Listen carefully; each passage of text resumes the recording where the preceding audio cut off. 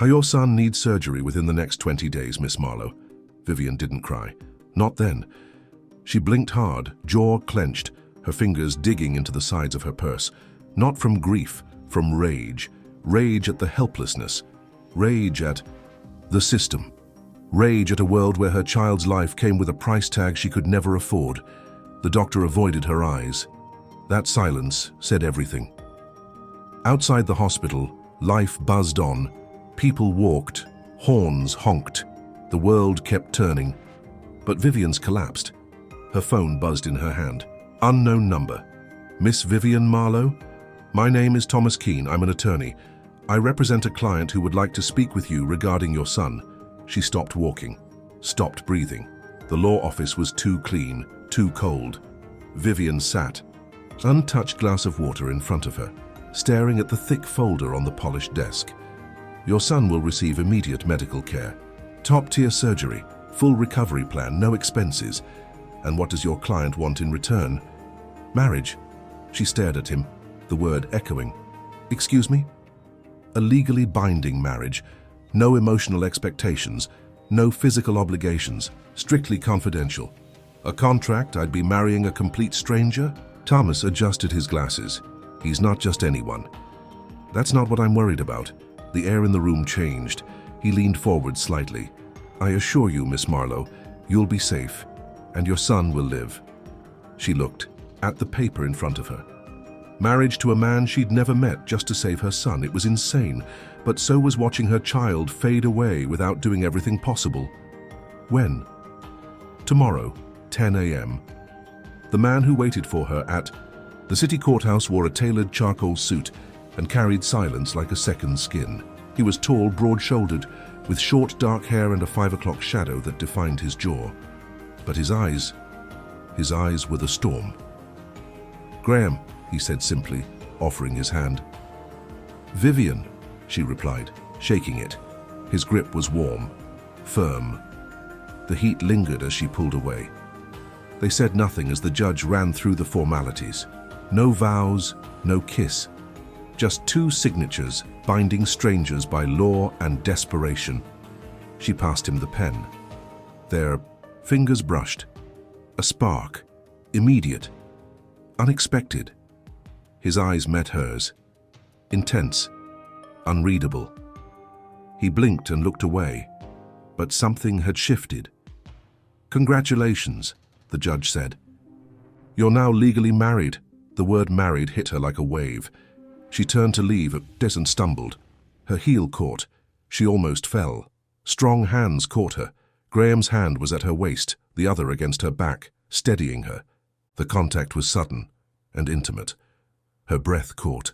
She could feel the heat of him through the fabric of her dress, the firm pressure of his body, the faint scent of cedar, and something darker, uniquely his. Careful, he said, voice low. She nodded, but her body remained suspended in that moment. When he finally released her, he did so slowly. Too slowly. They walked to the car in silence. But inside her, everything was loud, confused, awake. He hadn't touched her for more than a few seconds, but somehow it was already too much. The front door of the townhouse opened without a sound. Vivian stepped into a world that didn't feel like hers. Modern, elegant, silent. It smelled faintly of expensive wood, leather, and distance. Graham walked ahead, jacket draped over his forearm, his back straight, his presence sharp and calculated. You'll have full access to the East Wing, he said without turning. There's privacy, I'll respect it. Nothing about your routine with Miles has to change. And yours? She asked, matching his calm tone. He paused, just enough to make her notice. My routine isn't built to be shared. She didn't respond. He stopped in front of a wide double door. This is your suite. Everything you might need is inside. If something's missing, just ask. To you? To the system. Alexa's set up in every room. Vivian let out a quiet laugh, dry, disbelieving. A digital assistant instead of a husband. That's a first. Graham turned slightly, enough for her to catch a hint of a smile. You agreed to the contract, Miss Marlowe. Vivian. He met her gaze, then nodded once. Vivian. There was a weight in the way he said her name. like he tasted it. Later that evening, the kitchen lights glowed low. She padded in on bare feet, a robe loosely cinched at her waist, her hair falling in waves over her shoulders. She was reaching for a mug when she heard him. "You don't like automated coffee?" Vivian turned. Graham stood near the marble counter, sleeves rolled up, shirt collar undone. He held a glass of bourbon, his posture effortless, but something in his expression was alert. Watching. "I like doing things with my hands," she replied, pouring hot water over a tea bag. "Me too," he said quietly. Her pulse jumped. He moved closer, not enough to touch, but enough for her to feel him. Heat radiated off his body. The scent of him, subtle but masculine, drifted between them. Bourbon, skin, power. She placed the mug down and turned slowly. "You knew I'd say yes, didn't you?" "I suspected desperation has a way of stripping pride." She blinked, surprised by the honesty. "Is that what this is to you? A transaction with a desperate woman?" He stepped closer. Her back was against the counter now. He wasn't touching. Her, not yet, but her body reacted as if he had. "I didn't expect you to be like this," he said. "Like what?" "Sharp, controlled, tempting." Vivian's breath caught. Her robe slipped slightly at the shoulder, and she didn't adjust it. She let his eyes travel. He did, slowly, deliberately, before lifting them back to hers. "There are rules," she whispered. "I haven't broken any," he replied. And then he turned and walked away, leaving behind the scent of bourbon and the weight of unspoken things. Vivian closed her eyes and exhaled. The problem wasn't the contract. The problem was the man she had just married and the way her body had already begun betraying her. The ceremony was nothing but paperwork. No flowers, no guests, no celebration. Just a courthouse, a judge, and two people who had signed away. The right to feel anything. Vivian stood in a simple off-white dress, hair tied loosely at the nape of her neck. Graham wore a deep navy suit, sharp against his skin. He hadn't said a word on the drive over. Neither had she. The judge's voice faded into the background. Graham reached for the pen first. His signature was quick, clean, decisive. Then he handed it to her. When her fingers brushed his, something passed between them, a silent, invisible surge. Not violent, but present, electric. Vivian swallowed hard, signed her name beside his, and tried not to think about what that meant. "Congratulations," the judge said. "You're now legally married." The word echoed. Married. She turned to leave. Her heel caught on the edge of the rug, her body pitched forward, and his hands were on her, one at her waist, one at her back, holding her steady. It was the first time he'd truly touched her, and it wrecked her. Her body molded to his before she could think. His hand firm against her spine, his fingers splayed at her hip. He smelled of clean cologne, soap, and skin warmed by heat. Their faces were inches apart. His breath skimmed her cheek. "Careful," he murmured, eyes locked on hers. The moment stretched, neither moved. Her pulse pounded between her thighs, high in her throat, everywhere. When he finally let go, his touch lingered a beat too long. They walked in silence to the waiting car. Inside, Graham sat on the opposite end of the back seat. A careful distance. Too careful. As if he were fighting something. She crossed her legs, the slit in her dress revealing more than she intended. His eyes flickered, then returned to the window. "Is this real to you?" she asked suddenly. He turned, to her, slowly, his voice low and direct, more real than it should be. Vivian stared at him. Her skin still tingled where he'd touched her. The problem wasn't the contract.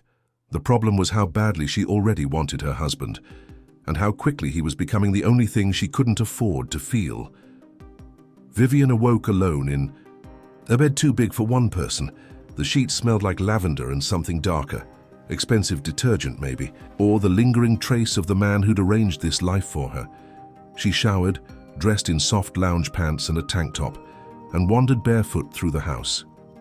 It was quiet, luxuriously, uncomfortably quiet. The kind of silence that made every breath echo. She found him in the library. Graham sat near the window, shirt sleeves rolled, reading something dense. His posture was relaxed, but his eyes sharpened the moment they found hers. "You're up early," he said. "You never sleep?" "Rarely." She stepped inside. The room smelled of old books and something else. Him. Rich and grounding, like cedar and whiskey. "I was looking for something to read," she said, running her fingers over the spines on a high shelf. He stood, walked toward the same section. When they reached for the same book, their fingers touched. Just a graze. But it was enough. Her skin sparked. She glanced at him. He hadn't moved away. "You can have it," he said, but he still held the spine. "I don't mind sharing," she replied, her voice lower than she intended. Their eyes met. His were unreadable, but dark, heavy with something he didn't say. He let go of the book slowly, deliberately, and stepped back. But the space he left behind still hummed with heat. That evening, she passed him in the hallway on the way to the kitchen. Her robe brushed his arm.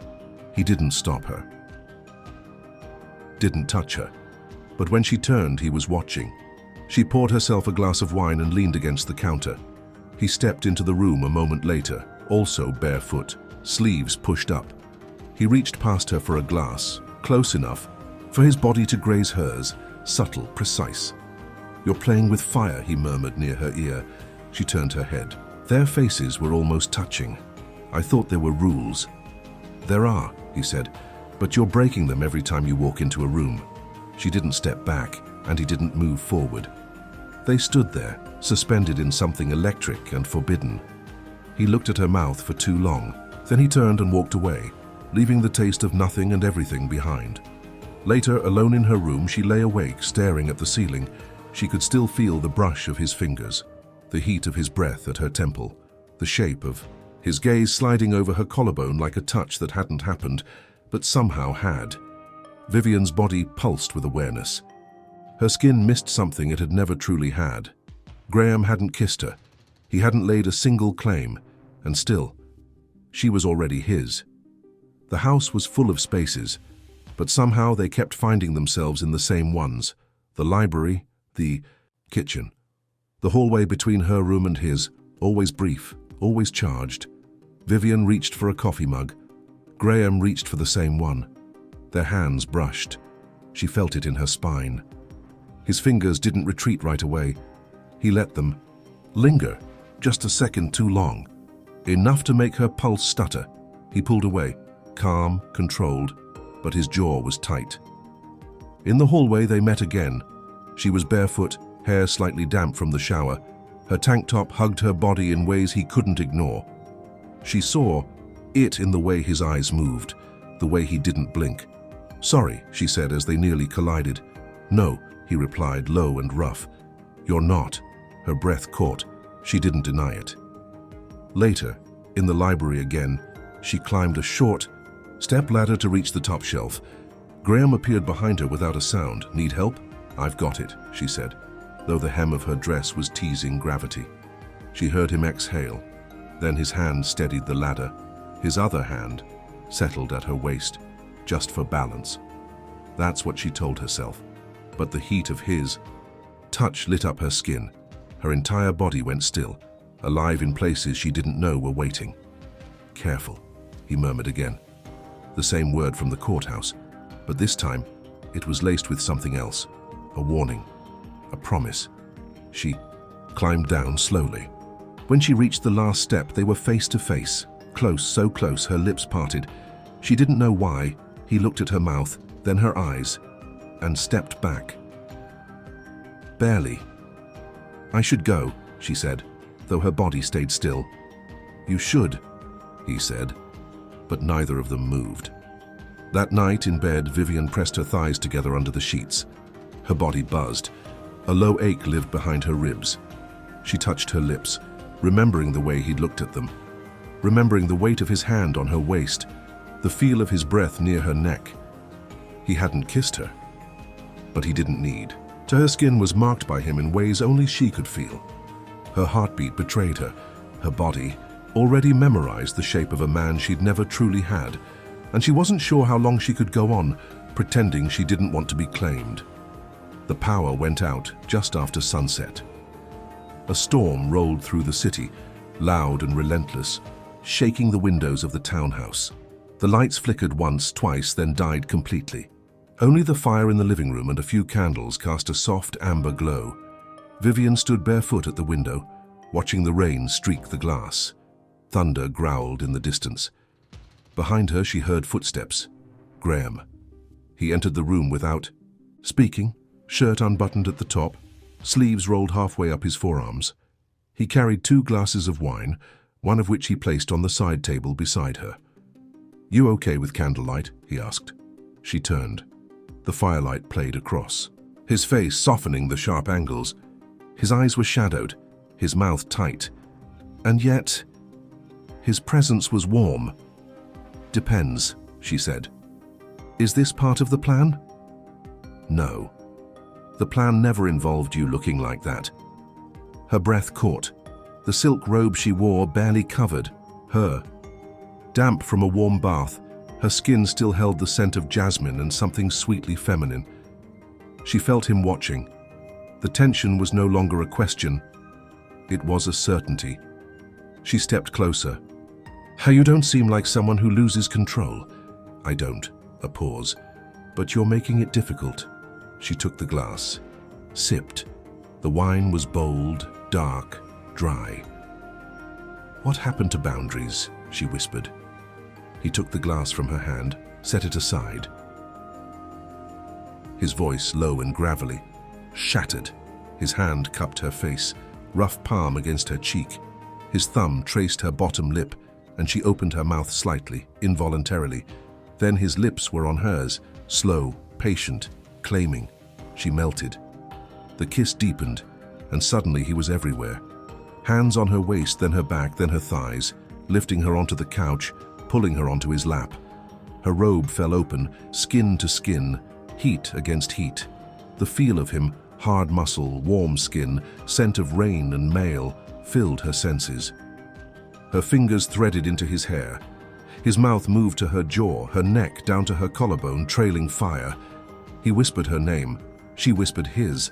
There was no space, no rules, no resistance, only the soft sound of rain, the flicker of flames, and the rise and fall of their breathing as they moved together like something inevitable. He undressed her with reverence. Every touch was a question, every sigh a yes. Her skin tingled under his mouth. Her breath caught as he kissed the inside of her thigh. When he entered her, it was slow, deliberate. Her body arched to meet him, accepting, desperate. They moved together in rhythm, eyes locked, hands exploring, mouths silencing each other with kisses that said everything words couldn't. The couch creaked beneath them. Her moan echoed against the high ceiling. His name became a prayer on her tongue. They came undone together, not just in body, but in something deeper. And when it was over, she lay tangled with him in the dim light, her head on his chest, his hand stroking her spine in slow, lazy lines. No one spoke, because something had changed, and neither of them could pretend otherwise. Vivian sat in the back of the courthouse office, waiting for the clerk to return with the final copy of the marriage certificate. It should have been routine, just paperwork, but her eyes locked on a familiar letterhead stamped at the top of the form, Mount Sinai Medical Center, New York. Her chest tightened. She'd given birth there, years ago. Alone, terrified, bleeding and breathless, she remembered the harsh lights, the sterile air, and a pair of eyes. Blue, focused, gentle in a way she didn't expect. The nurse had called him Dr. Kasani. Her pulse started to race. When the clerk returned, Vivian barely heard her voice. She took the envelope and left. Graham was in his office, standing at the window when she burst in, the document still clutched in her hand. "You knew," she said, breathless, "didn't you?" He turned, said nothing. Vivian walked forward, her voice shaking. "You were there when Miles was born. You were in that delivery room." He nodded slowly. "Yes." She stumbled back a step, as if the confirmation had weight. "Why didn't you tell me?" "I didn't know how. I wasn't supposed to be there that night, but I got pulled in as a last-minute assist. I saw you, alone, bleeding, fighting like hell. I never forgot." She shook her head. "And so what?" "You tracked me down later, arranged this whole contract like some kind of savior from the shadows. It wasn't like that, he said, voice low. Then what was it, Graham? Because from where I'm standing, it looks like you used what you knew about me to design a perfect little trap. He flinched. I wanted to help.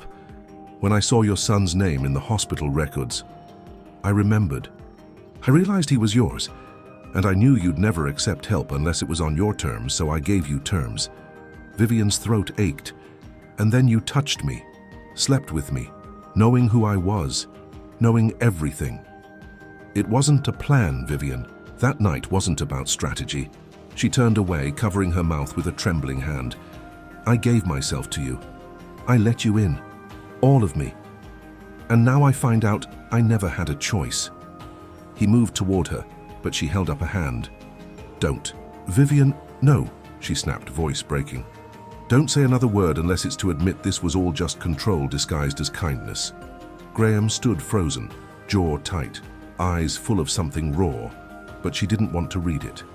Not anymore. She backed away, breath short, heart pounding.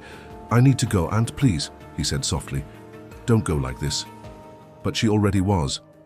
And as she walked out the door, her chest ached with more than betrayal. It ached with the terrifying truth that she still wanted him. Even when everything told her not to, the guest bedroom smelled like unfamiliar linen and regret. Vivian sat on the edge of the bed, arms wrapped around her knees, still in the clothes she wore when she left his office. Her skin ached, not from touch, but from the memory of it. The places he had kissed her now felt cold, empty, abandoned. She hadn't cried, not because she wasn't hurt, but because crying would mean acknowledging how deeply he had gotten under her skin. There was a soft knock. She didn't answer. Vivian, Graham's voice came, rough and low on the other side of the door. Please, can I come in? She stared straight ahead. It's open, she said finally. He entered quietly, closing the door behind him. The space between them felt wider than ever. I shouldn't have kept it from you, he said. But nothing I did was fake, not how I touched you, not how I looked at you, especially not that night. She stood slowly, arms crossed over her chest like armor. Then, why did you disappear the next morning? She asked, eyes sharp. Why leave without a word? He took a step closer, but not too close, because I didn't know how to stay, because I felt something I wasn't ready for, and because the only thing scarier than losing you was having you and still feeling like I didn't deserve you. Vivian blinked, her jaw tightening. You saw me at my weakest, she said, and you turned that into leverage. No, he said louder. I saw you at your strongest and I couldn't forget it. That night in the hospital changed something in me. Seeing you fight for that baby, bleeding and alone. It broke me. I didn't plan any of this to trap you. I needed to be near you. She exhaled, trembling. You should have told me, before you touched me, before you kissed me, before you... He stepped forward again, close enough for her to feel the heat of him. Before I fell for you, he whispered. Silence. His hand rose, slow, cautious, and brushed her cheek. She didn't move, but her eyes welled. You still want me, he said, voice almost a question. She hated that it was true. The air around them thickened. Her body responded before her mind could stop it.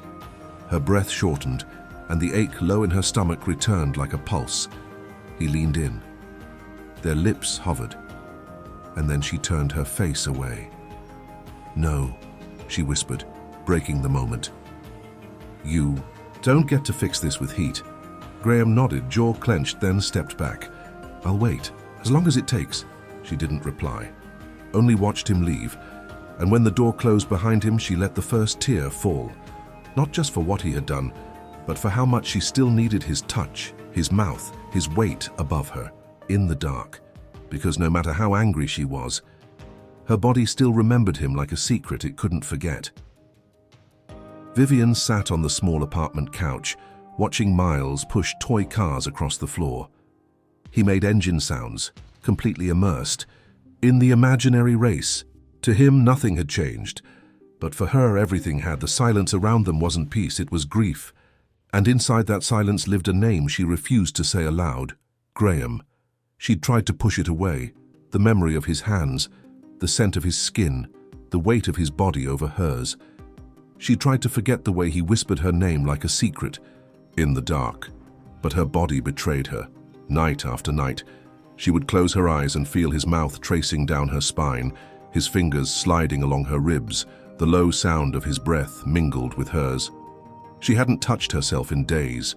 She was afraid of what might rise to the surface if she did. And still she ached for him, for the tension in his jaw when he tried not to want her, for the way he studied her body like he was learning it note by note, ached for the words he never said, and for the ones he finally had. That night, Miles stirred from sleep. Vivian sat on the edge of his bed, brushing hair from his forehead, humming the lullaby he loved. "Mama," he mumbled, still half asleep. "Is Dr. Graham coming back?" Her throat closed. She ran her fingers through his hair, kissed his forehead, whispered, "Sleep, baby." When he settled again, she stood by the window and stared into the city lights. He had asked for Graham not because she'd talked about him, but because Graham had filled a space neither of them realized was empty. Until now. In the dark, she slipped beneath the sheets of her narrow bed. Her fingers traced her stomach, her hips, the inside of her thigh. Not to arouse, but to remember. The way he'd touched her. With heat, with care, with something dangerous and deep. She felt the ache pulse between her legs. A memory, a ghost of a night, too intense to forget. She squeezed her thighs together, eyes closed. She wanted to hate him, but her body didn't know. How? Because even now, alone, angry, wounded, she could still feel the imprint of his mouth on her skin. The way he groaned into her neck, the way he pulled her tighter when she tried to catch her breath. She curled into herself, bit her lip. No, she didn't cry. But the ache was there, hot and low and insistent. Graham wasn't there. And that was the worst part, because every breath and still smelled like him. It started with a cough, then came the fever. By midnight, Miles was burning up, his breathing shallow, his lips pale. Vivian held him in her arms, panic clawing at her throat. The hospital was close, but not the right one. The emergency room was chaotic, overwhelmed. The doctor on duty took one look at the scans and blood work and shook his head. "He needs surgery. Tonight, and we can't handle that here." Vivian's voice was barely a whisper. "Who can?" The doctor hesitated, then handed her a name on a paper. Dr. Graham Kasani. She arrived at Mount Sinai shaking, Miles limp in her arms. The nurse at the desk blinked when she saw her. "I need him," Vivian said. "Now." Within minutes, Graham appeared. He wore his scrubs, hair damp with sweat from a previous procedure. The moment he saw her, everything in his face changed. His eyes dropped to Miles, then rose to meet hers. "Come with me," he said. She followed in silence, heart pounding so hard it hurt. After the team took Miles for prep, Vivian collapsed onto the nearest bench. Her hands trembled. She couldn't breathe. Graham returned, squatted down in front of her. "Hey," he said softly. "Look at me." She did. His eyes were tired, shadowed, but steady. Warm, anchoring. "I won't let anything happen to him. I promise." She nodded, tears slipping down her cheeks without permission. His hands found hers, warm, grounding. She didn't pull away.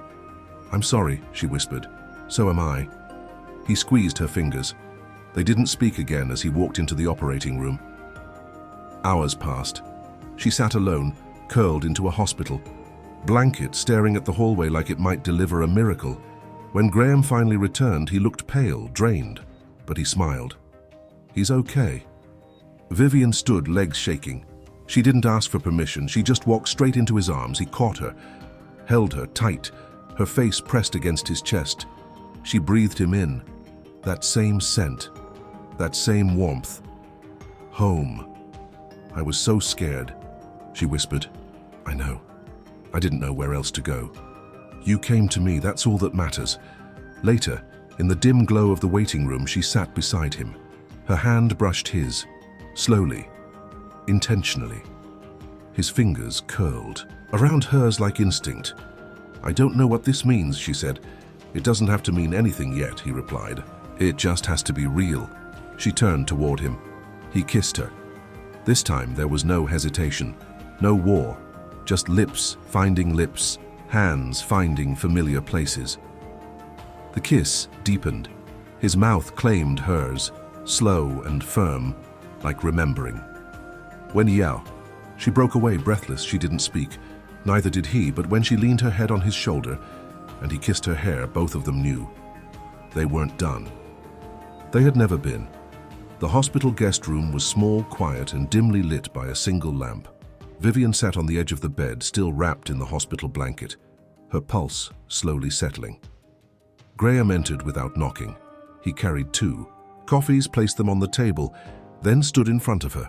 Neither of them spoke for a long moment. Then, "He's resting," Graham said softly. "Vitals are strong. He's stable." Vivian nodded, eyes glossy. She stood slowly and walked toward him. "I thought I'd lost him." "You didn't," he whispered. "You brought him to me." Her hand rose to touch his chest, over his heart. The rhythm under her palm was steady, familiar. Her fingers gripped his shirt and he leaned down, his lips brushing her forehead, her cheek, her jaw. "I'm scared," she admitted. "So am I," he said. "But I want this." He kissed her again, and this time she didn't hesitate. Their mouths met with softness first, then hunger. His hands cupped her face, then slid into her hair, pulling her close. She melted against him, her body remembering. His in a rush of heat. The kiss deepened and Graham walked her backward toward the bed. He sat, pulled her into his lap. She straddled him, heart thundering, breath uneven. "You still taste like red wine and fire," he murmured against her neck, dragging his mouth across her collarbone, down the slope of her shoulder. Vivian gasped. When his hands slipped under her shirt, palms warm against her bare skin, he peeled the fabric off slowly, reverently, eyes never leaving hers. Every touch was slower this time, more precise, like a prayer. He kissed her ribs, her stomach, her inner thigh, places he already knew, yet now rediscovered like sacred ground. His hands held her like she might vanish. Her moans were soft, almost fragile, like breaking open, and then he was inside her, slowly, deeply. She wrapped around him, legs tight at his hips, fingers tangled in his hair, body rising to meet his rhythm. Their foreheads touched, their breaths synchronized. Their bodies moved as one. She gasped his name. He murmured hers against her lips. When they finally unraveled, it was quiet, gentle. Graham lay beside her, one arm beneath her head, the other around her waist. She felt him breathe, slow, real, human. Vivian traced small circles on his chest. "This doesn't feel like a mistake anymore," she whispered. "Because it never was," he said, kissing her temple. "Not 1 second of it." She closed, her eyes smiling against his skin. There were no contracts now, no silence, just him, just her, and the space between them, full of everything they'd fought so hard not to feel. The sun was rising over upstate New York, casting long golden streaks through the tall windows of the lake house. Vivian stood on the back deck, barefoot, a blanket draped over her shoulders. Her hair was messy and her skin still tingled with the warmth of the night before. She sipped her coffee and watched the water ripple. Inside, she heard the soft hum of laughter. Miles was giggling at something Graham had said. She didn't need to look to picture it. Graham at the stove, cooking breakfast, barefoot, hair tousled, coffee in hand. The same man who once built walls so high around his heart she'd thought she'd never reach him. And yet now, he was there. Fully, freely, hers. Vivian closed her eyes for a moment and breathed in. Cedar, fresh bread, coffee. Graham, the past didn't hurt anymore. Not the hospital, not the silence, not even the pain of being left behind, because now he stayed. She felt his arms wrap around her from behind. "You're always out here before anyone else," he murmured into her neck. "I like the quiet," she replied. He kissed her shoulder. "And I like finding you in it." They stood like that for a while. No need for words. Then he reached into his pocket and placed a simple gold ring into her hand, one that wasn't tied to any contract or condition, just a quiet promise. "Let's get married. For real this time," he said. Vivian turned. Her heart didn't pound with fear. It swelled with something softer. Certain, she smiled. You mean it? I've never meant anything more. She slipped the ring onto her finger, the same finger that once bore a signature and now bore something infinitely more powerful. Choice. They kissed. And when Miles ran outside with butter on his face, shouting that pancakes were ready, Vivian laughed. And in that laugh lived every chapter they'd survived, and every new one still waiting to be written. Not every love story begins with flowers. Some start with fear, with silence, with a desperate yes that feels more like a last breath than a beginning. Vivian didn't fall in love the way romance novels promise. She chose love, even when it was complicated, even when it hurt. And Graham, he wasn't. Hey, savior. He was a man carrying grief, hiding behind rules, until one woman cracked through everything he thought he could control. This story isn't about a rich man or a perfect woman. It's about second chances, about vulnerability disguised as strength, and about the kind of desire that doesn't just burn your skin, it burns down your walls. Sometimes the most real love comes after the worst pain, not in grand gestures, but in quiet mornings, in shared laughter, in the kind of touch that says, "You're safe now, I'm staying. Now it's your turn." Did this story move you? Was there a moment that made you feel something deep, raw, unforgettable? And if you were in Vivian's shoes, would you have signed that contract? Tell me in the comments below. What touched you the most? What surprised you? What did you feel? Share your favorite scene, your thoughts, your story. Because maybe you've loved like this, or maybe you're still waiting for it. And if you want more stories like this one, filled with tension, intimacy, and slow-burning love, hit like, follow, and tell me which kind of couple you'd love to read next. Your heart has a story too. Maybe it starts right here.